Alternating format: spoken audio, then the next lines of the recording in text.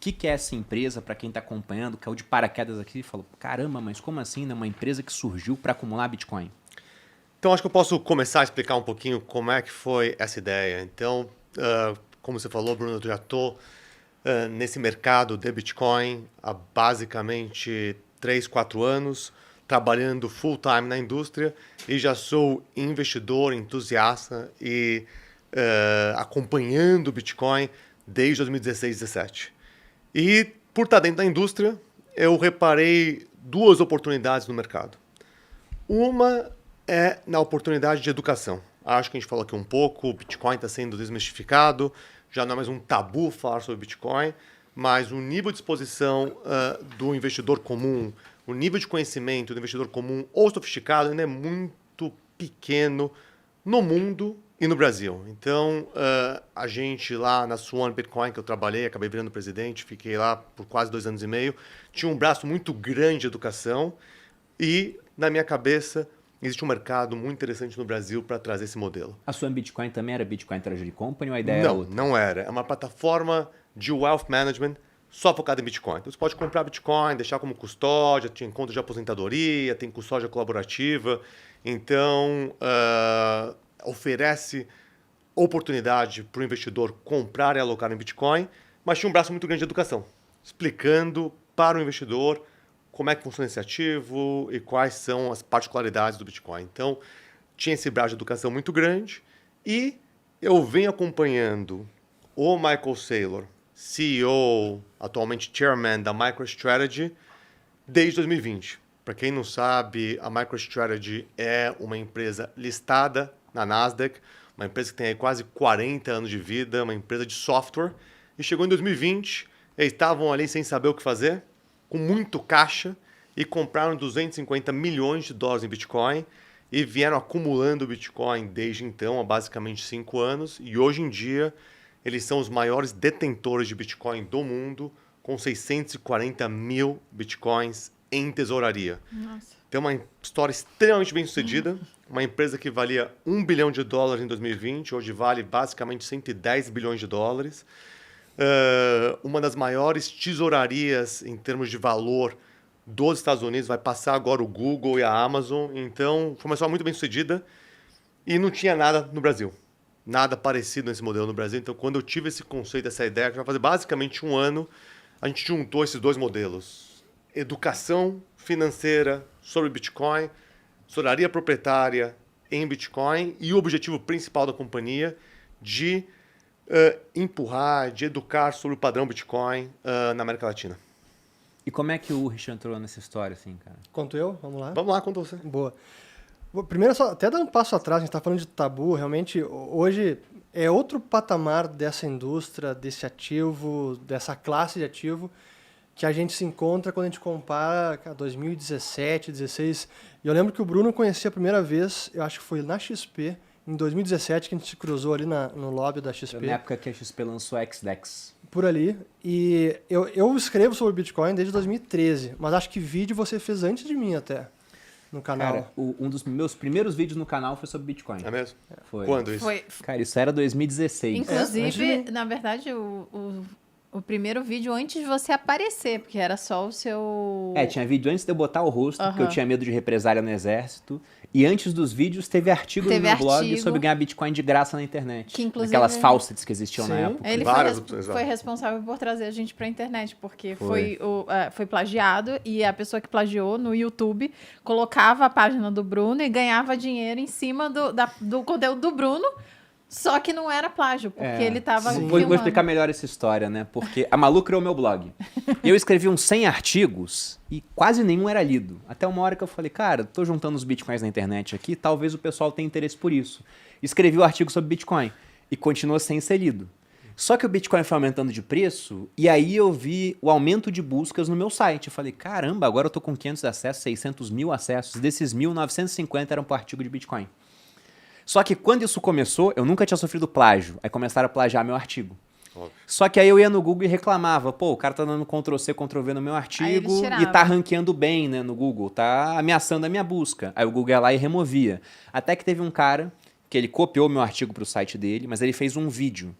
E eu reclamei com o Google e o YouTube. Aí o Google falou, olha, o artigo copiado é plágio. O vídeo não, porque ele podia filmar o seu próprio site com a voz dele, a entonação dele, as piadinhas que ele faz, e seria um outro conteúdo. Sim. Daí eu pensei, é verdade, eles estão certos. Daí eu pensei, bom, Se ele sabe o fazer. vídeo dele, que era muito mais novo que o meu artigo, tinha, sei lá, 100 mil views. Eu tinha nada perto disso no meu blog. Daí eu falei pra Malu, temos que ir pro YouTube.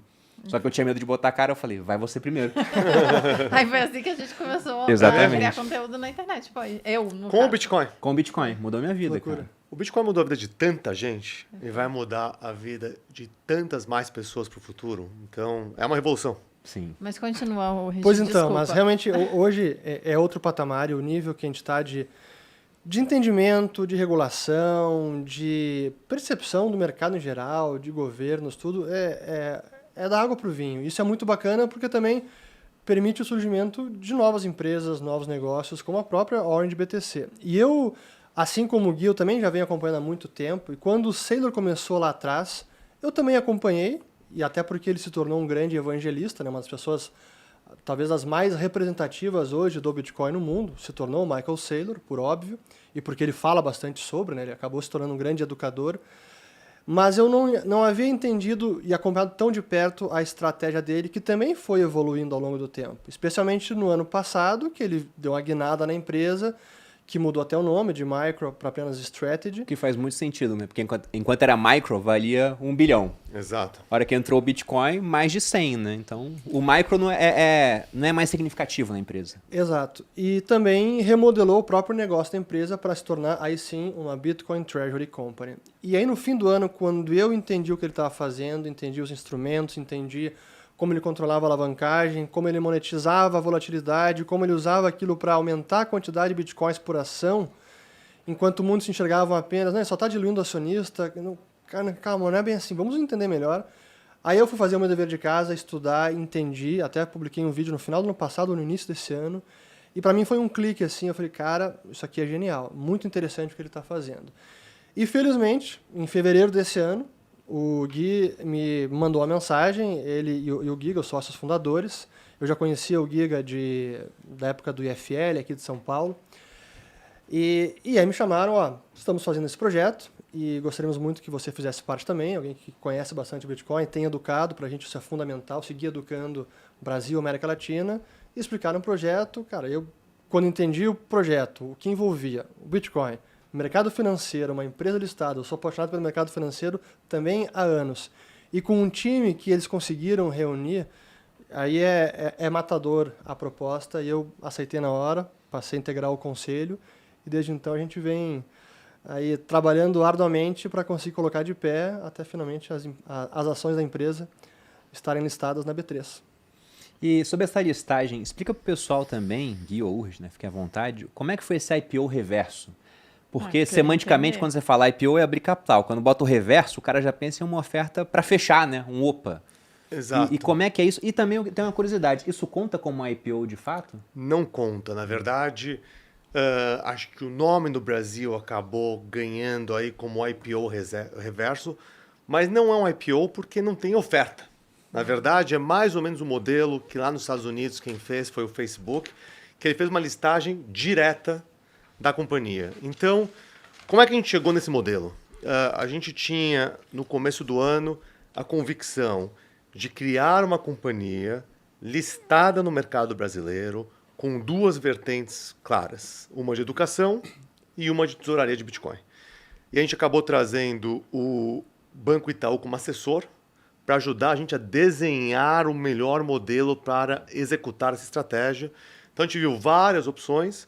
A gente podia ter tentar fazer um IPO, podia ter feito uma listagem direta dessa nova companhia que a gente tinha criado, e tinha a opção de você fazer esse IPO reverso. E daí a gente acabou desenhando esse modelo, porque a empresa que nós adquirimos foi uma empresa de educação. A gente acabou adquirindo o Cursinho Integraus, que é uma empresa que já tem quase 45 anos de história, 40 mil ex-alunos, que já era parte de um grupo listado na Bolsa, então já seguia os melhores modelos de transparência corporativa de empresa pública. E daí, basicamente, aquela empresa foi listada de maneira isolada, e assim que essa operação foi concluída, nós adquirimos a companhia. Então, isso aconteceu mais ou menos um mês atrás. E, obviamente, isso aqui está sendo gravado, mas no dia 7 de outubro, a gente tocou o sino na B3 com uma única companhia, agora negociada na Bolsa de Valores. E qual o diferencial da Orange frente às outras Bitcoin Treasury Companies, na opinião de vocês, né? Acho que tem algumas, talvez eu comece. Você. Acho que tem alguns diferenciais. Para começar, é um mercado diferente, né? Existem algumas empresas do gênero nos Estados Unidos, tem uma muito bem sucedida no Japão, algumas outras lá, tem em Londres, tem em Paris, e a gente nasce na América Latina como a maior desse mercado. Então, já temos esse diferencial. A gente nasce no padrão Bitcoin. Grande parte das empresas, elas tinham algum outro tipo de negócio e acabaram adotando o Bitcoin para o seu balanço e, eventualmente, tentando emitir títulos financeiros para aumentar o número de Bitcoin em balanço. A gente já nasceu no padrão Bitcoin. A empresa inteira foi constituída, configurada, pensada desde o início para trabalhar nessa nova indústria. Acho que outro ponto que vale ressaltar é o time. A gente tem aqui o Fernando Urch representando o conselho, mas o conselho tem Eric Weiss, que é uma das pessoas que mais entende de tesourarias de Bitcoin no mundo. Ele foi o cara que trouxe o Michael Saylor para o Bitcoin. Ele converteu o Michael Saylor? Ele converteu o Michael Saylor para o Bitcoin. O Michael Saylor comprou Bitcoin pela primeira vez. Tá uma história engraçada, vale conferir. Ele já estava falando com o Saylor sobre Bitcoin por anos e anos, desde 2013, 14. Caramba! Em 2020 ele recebe uma ligação. O Bitcoin está mais ou menos ali $10 mil por moeda. E o Michael liga para ele e fala: I finally bought it. Comprei Bitcoin pela primeira vez. 10 mil. Falei, pô, Saylor, nossa, comprou um Bitcoin, tá? Um cara que nem você, já um bilionário e tal. Acho que um Bitcoin não vai mudar muito a sua vida. Não, comprei 10 mil Bitcoins.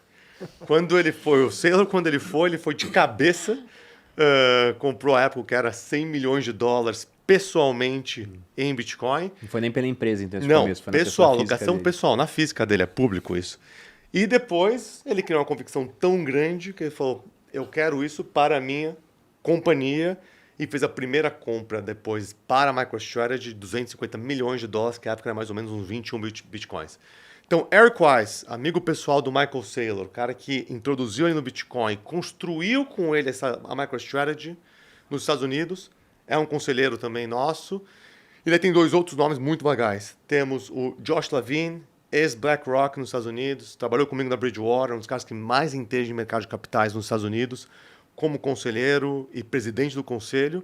E o Júlio Capo, que foi cofundador da XP, e construiu no Brasil uma empresa que nasceu com educação e se tornou uma das maiores plataformas de mercado financeiro do mundo e está conosco também.